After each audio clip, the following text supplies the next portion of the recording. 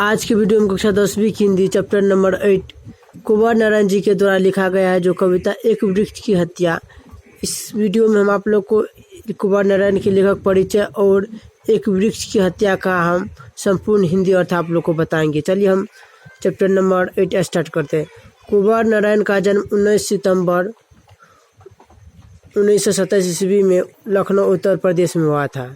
देखिए प्रश्न एग्जाम में इस प्रकार के रहते हैं कि कुंवर नारायण जी का जन्म कहाँ और किस ईस्वी में हुआ था। तो 19 सितंबर 1927 ईस्वी में और लखनऊ उत्तर प्रदेश में हुआ था। कुंवर नारायण ने कविता लिखन की शुरुआत सन 1950 के आसपास की। ये भी प्रश्न बन सकता है, कुंवर नारायण ने कविता लिखन की शुरुआत कब की थी? 1950 के आसपास। उन्होंने कविता के अलावा चिंतन परक लेख, कहानियाँ और सिनेमा तथा अन्य कलाओं पर समीक्षाएं भी लिखी है, किंतु कविता उनके सृजन कर्म में हमेशा मुख्य रही। उनकी प्रमुख रचना, ये भी एग्जाम में प्रश्न बन सकता है, तो उनकी प्रमुख रचना भी याद कर लीजिए लेखक का।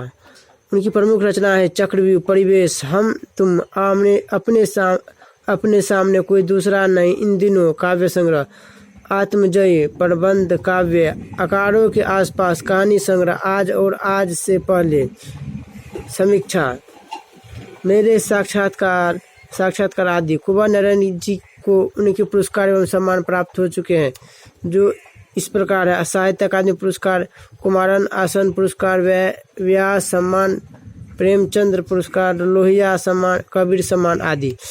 चलिए अब आगे देखते हैं। कुंवर नारायण पूरी तरह नगर संवेदना के कवि है। विवरण उनके यहाँ नहीं के बराबर है, पर व्यक्तिक और सामाजिक वापोह का तनाव पूरी व्यंजकता के साथ प्रकट होता है। आज का समय और उसकी आंतरिकता जिस तरह हर सजीव के अस्तित्व को मिटाकर उसे अपने लपेटे में ले लेना चाहती है, कुंवर नारायण की कविता वहीं से आकार ग्रहण करती है और मनुष्यता और सजीवता के पक्ष में संभावनाओं के द्वारा खोलती है। नई कविता के दौर में जब प्रबंध काव्य का स्थान लंबी कविताएं लेने लगी, तब कुंवर नारायण ने आत्मजयी जैसे प्रबंध काव्य रचकर भरपूर प्रतिष्ठा प्राप्त की। उनकी कविताओं में व्यर्थ का उलझाव, अखबारी सतहीपन और वैचारिक धुंध के बजाय संयम, परिष्कार और साफ सुथरापन है। भाषा और विषय की विविधता उनकी कविताओं की विशेष गुण माने जाते हैं। उनमें यथार्थ का खुरदुरापन भी मिलता है और उसका सहज सौंदर्य भी।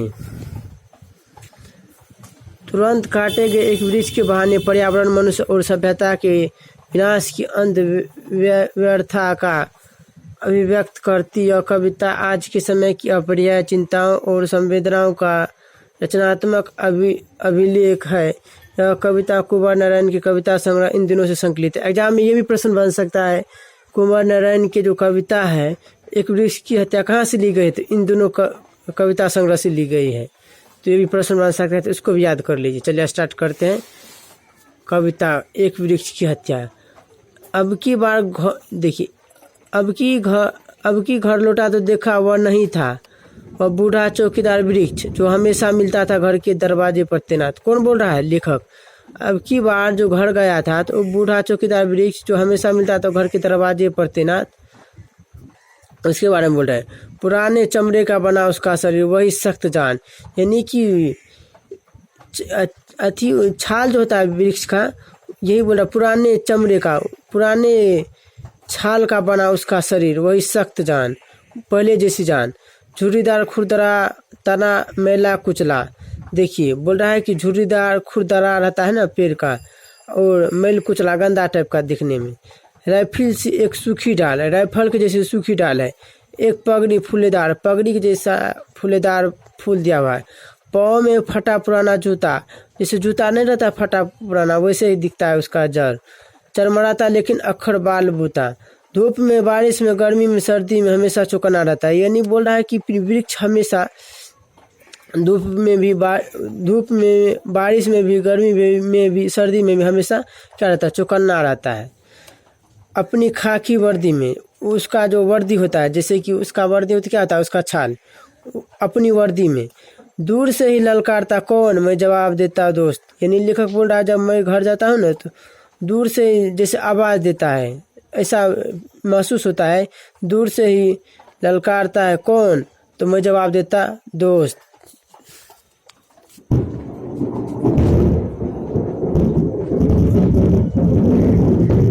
कौन पल भर को बैठ जाता उसकी ठंडी छाव में, दरअसल शुरू से ही था हमारे अंदेशों में कहीं एक जानी दुश्मन।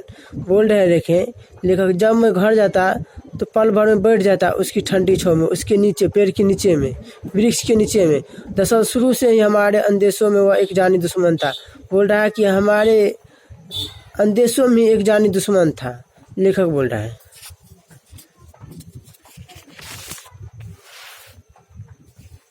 कि घर को बचाना है लुटेरों से, यानी कि बोल रहा है कि घर को बचाना है लुटेरों से, शहर को बचाना क्या है, नदीरों से, देश को बचाना है देश के दुश्मनों से।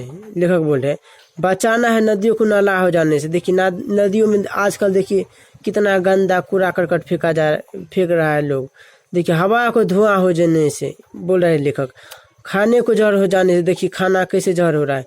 देखिए खाद और जो यूरिया और जो पड़ता है DAP, और उसी के चलते ये बोल रहे खाने को जहर हो जाने से। बचाना है जंगल को मरुस्थल होने से, बचाना है मनुष्य को जंगल हो जाने से। आज के वीडियो में इतना ही, मिलते हैं अगले वीडियो। हमारा वीडियो अच्छा लगा तो चैनल को सब्सक्राइब करें।